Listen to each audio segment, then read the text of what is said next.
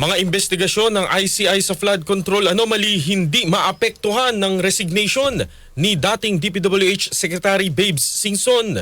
Kasama natin sa Balita Live si Radyoman Chill Emprido.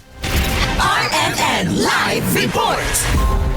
Magandang umaga, Radyoman Sander, Radyoman Aljo. Hindi nga tiniyak nga ng Independent Commission for Infrastructure na hindi mabubutasan ang kanilang investigasyon sa maanomalyang proyekto ng pamahalaan. Ayon kay ICI Chairman Retired Justice Andres Reyes, patuloy naman ang kanilang gagawing pagtatrabaho kahit na nagbitiw na sa pwesto si ICI member Babes Singson. Ani Reyes, hindi pa rin naman ito pinipirmahan ni Pangulong Ferdinand Marcos Jr. kung kaya mananatili pa rin si Singson sa kanya or sa komisyon.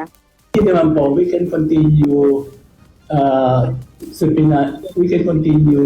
investigative work on table basis, not hearing basis.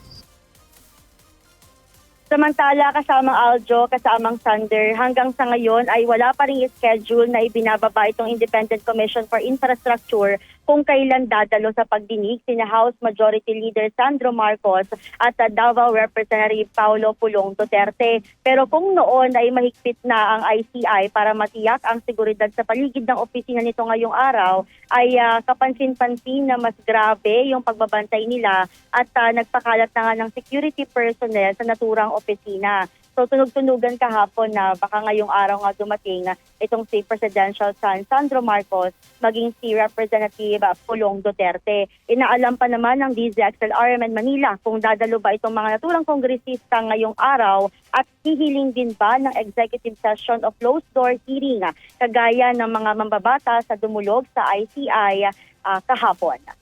Kasama mo sa DZXL-RMN Manila, Radyoman Chill Emprido, Tatak RMN.